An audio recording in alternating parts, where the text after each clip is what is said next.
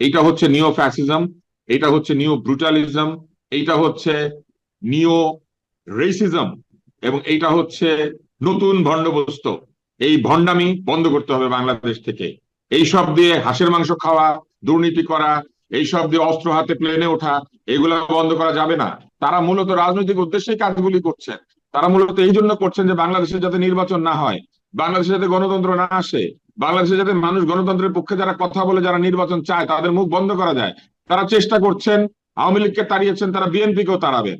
তারা একটা বেইজ্জতির বাংলাদেশ তৈরি করতে চায়। তারা সারা বাংলাদেশ শুধু না, তারা সারা পৃথিবীকে দেখাতে চায় যে বাংলাদেশ একটা বেয়াদবের দেশ।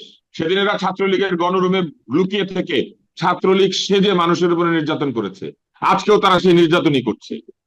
এরা যখন ছাত্রলীগের ভিতরে থাকে তখনও নির্যাতনকারী, এরা যখন নিজেরা দল বানায় তখনও নির্যাতনকারী। বাংলাদেশে জন্ম নিয়েছে, এই বাংলাদেশ আমাদের, এই বাংলাদেশ কারো বাপের না। I challenge everybody two